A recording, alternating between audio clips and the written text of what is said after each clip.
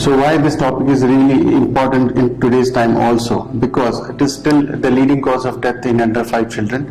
It still causes 1.5 million deaths globally, and it is the leading cause of death in under 5 children. Nearly 20% of deaths in under 5 children occur because of gastroenteritis. So how do you define gastroenteritis? Acute gastroenteritis in children or diarrhea in children is defined as change in the consistency of stools or passage of more than 3 liquid stools per day is called as diarrhea. When the duration is more than 14 days, it is called as a persistent diarrhea. So what are the common causes? Rotavirus, it is the most common cause. It is the common cause in more than 70% of cases in children. 10 to 20% cases, it is due to bacteria such as Bacillus cereus, typhoid, Campylobacter jejuni and E. coli. Third most common cause is parasites, what we commonly call as amoebiasis or giardiasis.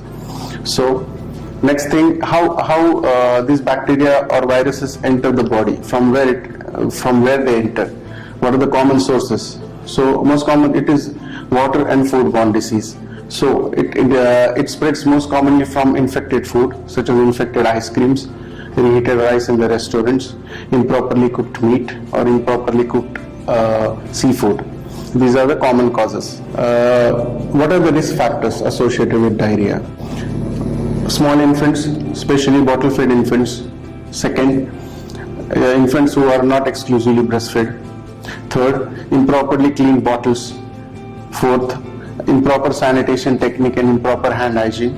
And fifth, poor intake of zinc, poor intake of vitamin A, and in general deficiency of vitamins and zinc. That these are the risk factors associated with gastroenteritis in children. How it presents clinically? Gastroenteritis presents clinically in the form of severe profuse watery diarrhea plus vomiting plus or minus presence of high grade fever or abdominal pain. Viruses, how viruses affect? Viruses cause multiple times vomiting, usually persistent vomiting. Persistent vomiting is defined as more than 3 episodes of vomiting in 1 hour.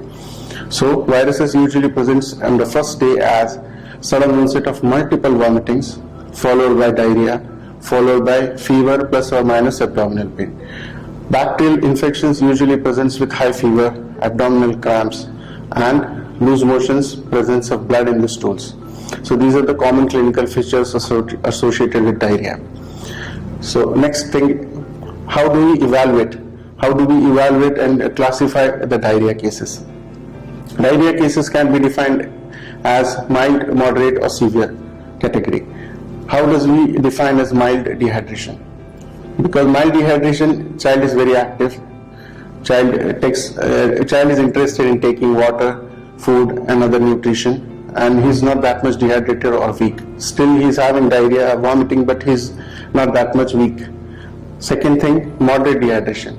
How does the moderate dehydration present? Moderate dehydration is a little more severe than mild when the duration is more, like on second or third day it presents as moderate dehydration. In moderate dehydration, child is a little bit weak, irritable and fussy, and eagerly drinks water as he is very thirsty, and lack of tears while crying, and lack of salivation, and reduced amount of skin turgor. These are the features of moderate dehydration. Third thing is severe dehydration. In severe dehydration, child is really lethargic, very sleepy, difficult to awake, and we're not interested in drinking water at all. Okay, so these are the grades of dehydration. Dehydration affects in the body and it can lead to kidney failure if properly fluids are not given or not supplemented with oral dehydration solution. And why specifically children are more susceptible to dehydration? Because they have higher metabolic rate, they have increased amount of fluid and electrolyte requirement per kilogram of body weight, and third thing, they are dependent on adults for supply of the fluid to them. So how do we treat and how will you approach a case of gastroenteritis? First, we would like to do a stool routine test. That is a very simple test that can be done on an OPD basis to classify the disease into the bacterial or viral or parasitic. And then how do we treat it? In mild dehydration, mild to moderate dehydration, we can treat the diarrhea with oral dehydration salt. Oral dehydration salt has optimal amount of sodium, optimal amount of electrolytes into it, and when properly mixed in 200 ml of water, small sachet, it gives rise to optimal replacement of the body fluids and electrolytes.